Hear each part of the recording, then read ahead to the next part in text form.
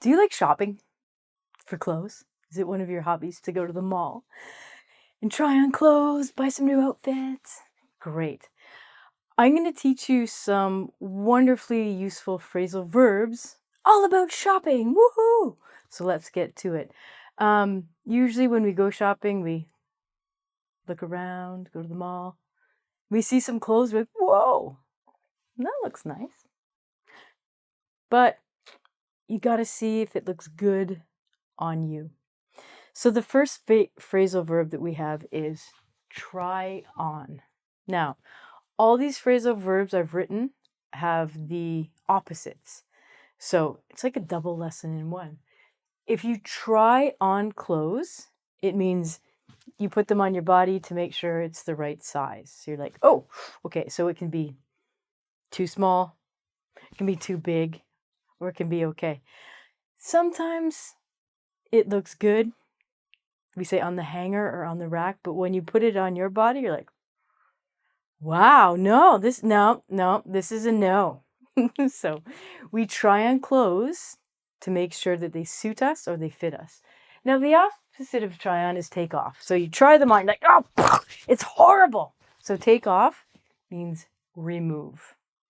Okay, let's write that down. So you remove the clothes.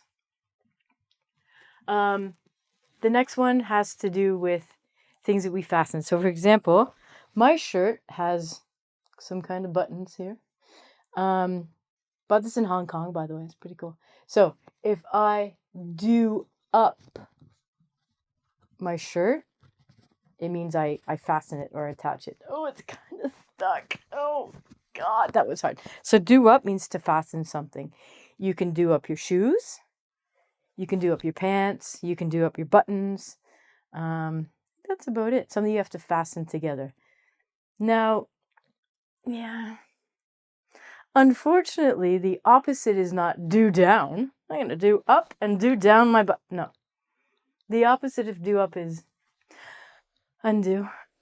So you do something up and then you undo it. So, oh, I need to undo my shirt. Or, oh, I've eaten too much. I need to undo my pants. Woohoo! So if you undo something, it means you release it. Let me release my pants. Button up. Again, I'm going to button up my shirt. It has to have a button, okay? You also have button up jeans. Those are so annoying. Oh, man. Button fly. They're called button fly jeans. So instead of having a zipper, zip, it's a button. I don't know what the point of that is. I remember when I was a kid, it was fashionable to have these button-up fly jeans and to even cut the fly so everyone can see your buttons. Look at my sexy buttons. Just get a zipper, man. Nobody needs to see your buttons. So you button something up means you do it up. These are the same. And then unbutton. So, okay, hold on. This kind of makes sense. So do up, button up, undo, unbutton. We can do this. Okay. Then we have something that I hate to do. I went to a Catholic high school, not Catholic, and the uniform, we had to always make sure that our shirt was tucked into our pants or kilt, okay? So tuck in your shirt means you put the shirt over under your pants. Yeah, which sometimes looks cool, but sometimes it's very uncomfortable and does not look cool. So I would always have my shirt untucked. That means flying free in the air. And the teachers or the vice principal or the nuns would come and go, Ronnie, tuck in your shirt. And I'd be like, you tuck in my shirt for me. But they didn't, so. But to tuck in your shirt means to stick it in your pants and look cool. I mean, it's up to you. But comfort, untuck that baby.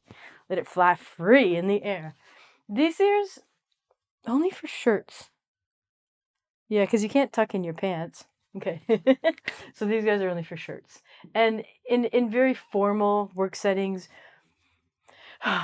most times you got to tuck in your shirt, maybe wear a belt and a tie. Oh, God, so uncomfortable. And button and unbutton can be for shirts or pants. Okay. These are only for pants. You got to pull up your pants. Woo! woohoo. So when you're trying them on, you get your leg in and you pull them up. Woo! Okay, so it means literally you're pulling them up on your body. And then you're like, oh God, these are wonderful. Let's buy these. You got to take them off. You got to pull your pants down. Also, if you're getting undressed, you got to pull your pants down. Pull them down. So pull up means to basically put on or wear. And pull down means to remove. And these are, again, only for pants. Pull up your shirt. Nah. I'm going to pull up my shirt. Okay. Only for pants. Roll up.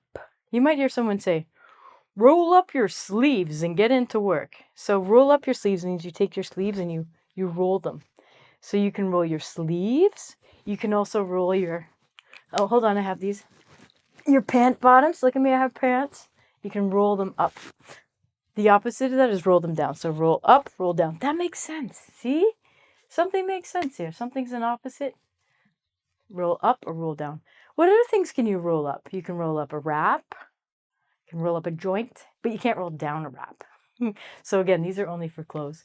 So these can be your pant bottom legs or your shirt sleeves. Okay. Slip on. Squeeze into. Okay, squeezing into something, never comfortable. If you slip something on, it means you put it on and it's kind of loose and baggy and wonderfully comfortable. I'm just going to slip on this shirt. Put it on fast. It's nice. But if you have to squeeze into something, yeah, it's probably telling you that whatever you're wearing is a little small. Like, oh, I have to squeeze into this shirt. Yeah, there's not a lot of room to move around. So, I mean, sometimes we got to do it. Ladies, we got to squeeze into some dresses and put our boobs in there. Like, oh, let me squeeze into this. Oh, they're great. Just don't breathe. You might squeeze into the pants you had from last year. Or if you've lost weight, you might slip into some new jeans. Never a good thing. Don't do it. Just get a bigger size. Okay? And the sizes? Mate, sometimes I go to the store and I'm like, small, sometimes I'm medium, sometimes I'm large, sometimes I'm extra large. I'm like, what is going on? And sometimes they give you numbers like 8, 10, 12, 14. Like, ignore those. Just get what fits you. Never mind the numbers. Zip up. Zip. We talked earlier about zippers. Zip, zip, zip. So with your zipper, you can zip up your zipper. I have a zipper. So my purse here has a zipper. See? I'm going to zip up my bag. Or I'm going to unzip my bag. We use these for anything that has a zipper. So it can be a shirt, it can be a pair of pants, some jeans.